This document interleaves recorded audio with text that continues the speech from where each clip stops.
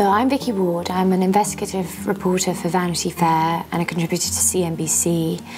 I often write about business. I also write about many other things, art, architecture, Kate Moss. I think I can safely say that The Devil's Casino is the only book out there on Wall Street right now that includes adultery, seances, backstabbing, and a firm that feels it's possibly got the death of someone it's just fired on its hands. It was sort of magical. Their ambition was almost romantic. I think The Devil's Casino is different from all the other books about the recession because really it tells a human story, and Wall Street and Lehman Brothers is in the background and in the foreground, and it's a story essentially about friendship and ambition and greed, and how really four best friends who started off with nothing. They worked behind a bar in a middle-class town in Long Island.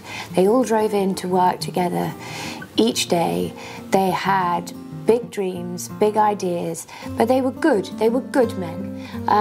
They were going to get rich on Wall Street, but they took an oath. They weren't going to let money corrupt them. The culture of all sticking together, which is in a way what had made it great, actually becomes a very dark thing. They started off with very noble aims. You know, ambition, after all, is not a dirty word. Through the eyes of these men in The Devil's Casino, you see how they become rich and they change. And the cost of becoming rich, you know, it ruins in some cases their marriages, it ruins their friendships, it ruins their lives, and in the end it blows up the bank. The thing about writing about a bank that has just died or collapsed is that suddenly everyone wants to tell you what really, really went on. This book shows the evolution, particularly in one case, of somebody who at the age of 16 was a happy-go-lucky kind of hippie, the last person you'd expect to see in an investment bank, slowly evolve, almost as if, and he's not aware of it, into the most terrible monster who can smile at all the people around that boardroom and yet quietly be knifing them in the back. And I think the tragedy of the firm is that it really could have been something different. It could have been something far more noble.